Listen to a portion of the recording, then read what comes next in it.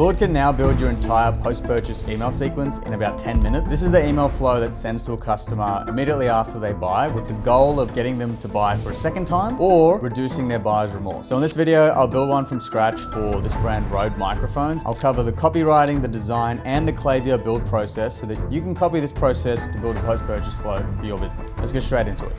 So I'm going to start this off by going into Claude Design and just generating the emails using it with all of the inputs pre-assembled. I will show you how to gather these inputs, but I want you to see how easy it is once we do have it. So what you're going to want to do is go into Claude Design and say, hey, I want to build a post-purchase email flow for Rode microphones.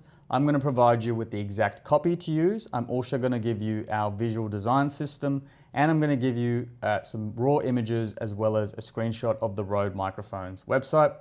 Using these, I want you to create a post-purchase email flow. And then what I'm going to do, I'm going to paste in the copy, which I've generated from another conversation. I'm going to drag in the raw images that we've collected, and I'll show you how to get these. I'm going to drag in our design brief MD, which you can download using the link in the description, and I'm going to drag in a screenshot of the website. And I'll show you how to get this too. And then once we have this in, we just press go and wait for it to render and watch what happens. Okay, so it's starting to come up with content and you can see it generating. And this is the post-purchase sequence that it just one-shotted. Is it amazing? No. Is it bad? Absolutely not. This is actually really good. It's got the first email over here, which it sends immediately. It's got this customer email that it sends if someone's purchased before. It's got this email over here, which it sends to first-time customers. It's got this one, which it sends immediately to people that bought for a second time. And then it's got emails 2, 3, 4 for first-time customers that it sends. And this is good. You can run with this. Okay, so the first step to making this, getting all the inputs that we need to actually one-shot an email flow like this, is getting the copywriting. And for copywriting, there's 2 points that we need. Number one is the framework of just how we structure the flow, what sort of order we send the information, when we send the information. And the second element is just having the information to write the copy with. So for the framework, I'll give you that. I'll give you a .md file, which you can actually just use, and it will show you how to structure your post-purchase flow in the correct way. But for this brand brief with all of the company and product information, we just have to fill that in manually. So I've made this doc over here, which I'll also add a link to in the description. You want to just go through and answer all of these questions. So you want to add in company website information. You want to add reviews of the product, whether they're positive or negative. You want to have, like what are questions that people have before buying the product and what are questions they have after buying the product. Good source of this information, you can get it from just the founder's knowledge. Usually your brand, you should know like what are normal questions people have.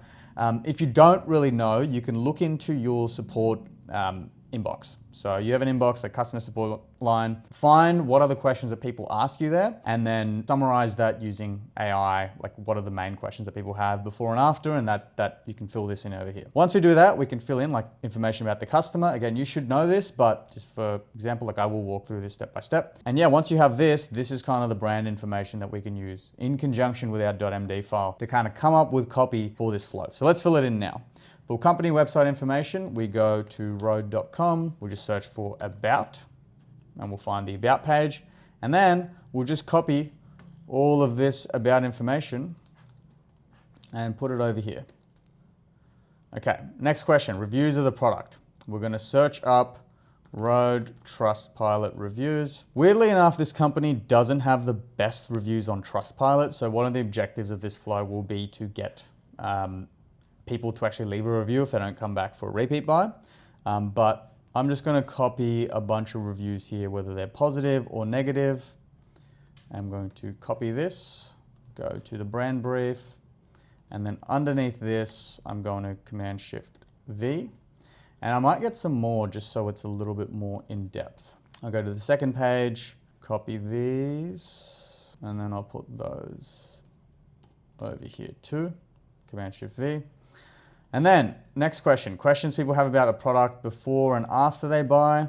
I am not the founder of Rode, nor do I have access to this, but because I'm going to fill in this section, I'm just going to kind of leave this blank. Ideally, you do fill this in as well. It just gives it better information, and the better information you give to the AI, the better the outputs are going to be. So about the customer, I am going to do this in relation to just this Rode Go Wireless 3 product because that's what I know, and I'm just going to speak of it as if I am the customer itself. So in terms of who buys this product, I'm just going to say like people that buy this product are generally amateur video makers who just want a simple solution to record their voice without the background noise coming in and clogging the audio. That's who I am. What's their current situation that makes them need this product? Well, my current situation is I am an amateur video creator. I just use my iPhone to record videos, and this frequently picks up background noises like birds and the air conditioning, and that causes the video to look slightly unprofessional, which I don't want. So I want a microphone which cuts out that noise and just gives me clear audio, and I don't want to have to be super technical in audio engineering to use it. I just want it to be simple. What does success look like to me? Success to me looks like having an easy solution which I can just plug into my iPhone and captures my voice clearly. What else have they tried that didn't work? I have tried using the native microphone on my iPhone. I've tried using my MacBook microphone. I've tried using the microphone on my earphones. I've also tried using AI solutions to remove background noise from my audio. None of those worked. And then what is my worry after buying? My worry is that this Rode microphone might be too complicated for me to use and will require me to have an understanding of audio engineering, which I don't have. I just want a simple solution. My second worry is that this is an expensive product and I don't want the package to come and deliver when I'm not there and then the box gets stolen, because it does cost $300 and yeah, not cheap. And so that is basically it. So I'm just gonna download that as a .md file because that's the easiest way for an AI to process information. And then we're gonna go into Claude and use that to write the copy for this business. So what we're gonna do, we're gonna download this post-purchase DIY framework, which we've trained on the emails that we've made for all of our clients. And then we're going to put in the brand brief MD file, and we're going to say, hey, I'm writing a post-purchase email sequence for Rode microphones. I've provided you with the brand brief and I've given you a framework on how to write the copy, come up with copy for this business. And then press send, wait for it to run. So I previously used Claude to write copy for some other brands. So it's just pulling on its memory of how I like to write copy and kind of doing it like that. If you use Claude regularly, this is probably going to happen to you too. Okay, so this is the copy for the email. Ideally, you can review the copy at this stage and you can make changes to make sure that it's in your actual brand voice and make sure the information's accurate. I'm not going to do it at this stage. I'm just going to create the final product email and then review it at the end just because it's easier for me to see it visually. But if you want to have a squiz at the copy, you can do that here. One thing that you can do, which I won't do in this video, but you can just add examples of how you normally speak as a brand. So if you have examples of previous emails that you've sent, you can just copy what you've said in those emails, paste them here and say, here's some examples of how we actually speak. Here's some examples of how the brand voice is, and then paste it into Claude, and then that's going to help change this so that it comes out in your brand voice. So now that we have the copy, we're just gonna download this as an MD file. So now that we've done the copywriting, the next step is to actually figure out the design element and give it visual cues on what the email should look like. So the easiest way to do this is just to go into your website and take a screenshot of the site so that we can give it to Claude Design and it knows what it should look like. We're going to use an app called Go Full Page, which you just Google over here.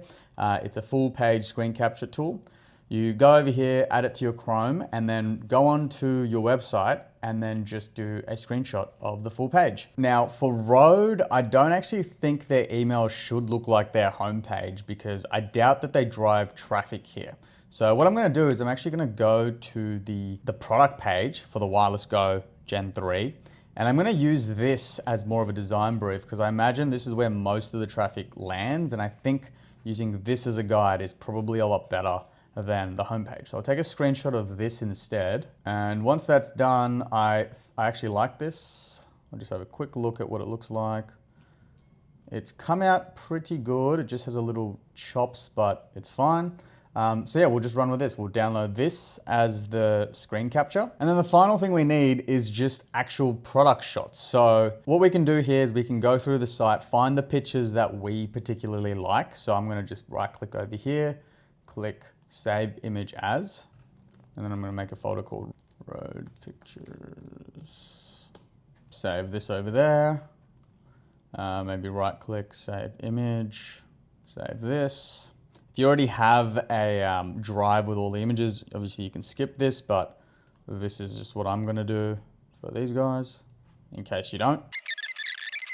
And I think that's enough. So now we have all the images that we need. All we gotta do is just build the email. So we go to Claude, go to design, and then we say to Claude, I want your help building a post-purchase email flow. I'm going to give you the exact copywriting I want you to use. I'm going to give you a visual design framework, which I want you to follow. I'm going to give you images of the brand, which you can use. And I'm also going to give you a screenshot of the website that you can use as inspiration to make the designs. Create a post-purchase email flow with this information. That's going to be the prompt. And then I'm going to drag in everything which I just collected. So if we find the flow copy, if we just go back to get our copywriting, we can either copy this and then paste it here, or we can just drag in the MD file. So the copywriting's in. To get the visual design framework, you can find this using the link in the description, the post-purchase design brief. For the images of the brand, we're just gonna drag in the folder of all the images we just collected.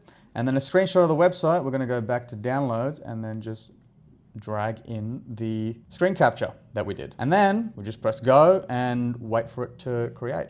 Now, sometimes it asks some questions for us to answer. So you just wanna be in front of the computer while this is happening. But otherwise, if it doesn't, we're good to just run around and do our own thing while this actually generates. So this is what it spit out. Is it amazing? Absolutely not. Could it be worse? Yeah, it can. Quick pause before we continue. The sequence we've set up so far will do the job if you don't have a post-purchase flow or if you're under 7 figures a year in sales. But if you're looking to scale to 7, 8, or even 9 figures, this doesn't hit the bar. What you need is a sequence that's built from a first principles point of view for your business and your customers. And I have a team that can help you do that. So if you're interested, you can click the link in the description to book in a call directly with me to see if we can help you build a flow. So what I think this did well, the copy is really good. It's designed specifically to answer the objections which we brought up in our brand brief. So for example, we said I was worried that the product will arrive and someone will steal it. Well, it actually just answered that in this email itself. It said it's a $300 kit. Once your tracking link lands, you can add delivery instructions using this, which is fair. In terms of what my dream outcome was, I wanted to be able to just get a product which I can open in 2 minutes. And this flow answers that. It's like set up in under 2 minutes. If you're not happy with how it looks, there's actually 3 ways that you can make changes. So for example, I can just double click over here and then add enters and then say XYZ, ABC. Here's some more information that I want to add over here. And it automatically moves as I add more and remove more text. Otherwise, I can also discard over here and then use the actual text function or the chat functionality to say I want things different. So one of the things that I find that this does poorly is this. I find the buttons on the website are a bit more circular, like pills. So I can just actually take a screenshot of this. I'm gonna use Whisperflow and just say, I'm not exactly happy with how the buttons look. I don't like that they're rectangles. On the website, we use pills. So I'd like you to use that in the post-purchase flow as well. And then I click send, and that will make the changes while taking a little bit of time as well. If I want to swap out images, I can do that as well. I can just double tap over here and then just find an image and then replace it with something else. And the previous change which I made to make this a pill is now applied. So the third way you can make changes is by importing this into Figma and using that to actually change it. So we can do that by clicking share, going to project HTML, and then we're gonna go standalone HTML. And it's gonna take a little bit of time, but it will create a standalone HTML. And then this is downloaded. And to import this into Figma, we need this plugin over here called HTML2 Design. You can just search up HTML2 Design Figma extension on Google for that to come up. And here it is. And you just click over here to install it. And then once you've installed it, you just click on it. You go to File and then click Browse or drag it in from the web browser into this part. And then you say Proceed. Just give it a sec for it to load and then click OK and then close this over here. And then for some reason it comes out a little bit weird with the frame. So what we want to do is just select the email, you want to go down this chain until you get to the individual email level and then just kind of drag it out of the container and then close this and then just delete the outside. And this makes it, this is still locked. So we want to click the actual email itself. If we close this, you can see this selects email 1, this selects email 2. Just drag it out and then do that for every single email. And then you can just move these emails next to each other. So this is email 1. So yeah, now it's in Figma. And once we can make whatever changes we want inside of this, once we're happy with it, we can upload it into Klaviyo. So the way we do that is by using image slices. So if we just remove these, we're just going to click S and then we're going to create a slice like this. And then we will duplicate this slice, move it down so it's underneath. Put it at the top. And then slice 3, move that underneath. Slice 1, slice 2, slice 3. Oh, nice. I don't actually need slice 3. I might actually slice 3. Make this cover that. And then for slice 3, there we go. And then we just download all of these slices. So we click this, we'll do PNG, and then we'll just do 0.5 for the sake of example. We'll go 1, we go PNG, and then download. So then now we just have to set up the flow. So we go into Klaviyo, and then we click flows, click create flow, and then in the search bar, search up thank you. And then you're gonna get this thank you over here, customer thank you, new versus returning. And then we're just gonna click use template. And then how we're gonna set it up is we're gonna set this to trigger pretty much immediately. I'm just gonna set this to 5 minutes. We set a 5-minute delay because sometimes the integration between Shopify and Klaviyo just messes up. So this gives time for the data to flow through correctly. And then once that happens, we just want to click on placed order 1 overall time. If this is someone's first order, they're going to get this. And if this is someone's second order, they're going to get this side of the flow. So what we're going to do is we're just going to add more emails over here, which actually I won't do it that way. I'll just duplicate this flow and then I'll duplicate this and then I'll duplicate this. And then I'll put in time delay and 1 day after. And then you want to split this flow out so that the first 2 emails send before your customer gets the product, and then these 2 send after your customer get the product. And the reason this is so important is because you want the first 2 emails, they're very much value-based. And so before someone gets their item, you want to just be sending value, value, value, value, because they don't know if they made the right decision by purchasing from you, right? There might be that buyer's remorse, and that's why we send those emails to kind of reduce that buyer's remorse and resolve it. After the product arrives though, if we've delivered a great experience, like they receive the product, then we want to be as hard as possible in getting the return purchase. Now this differs region to region. We have just made this specifically for Aussie brands that, you know, Australian consumers, European consumers, they don't love being sold to. American brands, you know, the strategy changes a little bit, but this isn't a strategy video. I'm just kind of showing you how generally to set it up, and then you can modify this based on whatever makes sense for your brand. So yeah, delay over here. I'm going to set this second delay to be much longer. So this sends immediately, second email sends a day after that, and then this email sends after the product arrives. So let's say it takes 5 days for the products to arrive, and then we'll add another delay over here so that this sends maybe 2 days after that email. And the way we would import the email, you just click in here, you click edit. You can change the subject line and the preview text by just putting it over here. So if I just click in here, I can just copy the subject line, you made the right call. And then for preview text, here's exactly what happens next. And then we click edit over here. I'm gonna drag in an image. I'm gonna go select image, +1. We're going to clone that, then replace this with slice 2. And then we're gonna clone that and then replace this with slice 3, and then clone this replace with slice 4. And then just delete all the glunk, delete this. And so this looks a little bit weird, and I think the reason is because it's the width of the images isn't as big as it needs to be. So there's two solutions. We can just do at a max layout width of 300 for all of them, just as a short-term solution.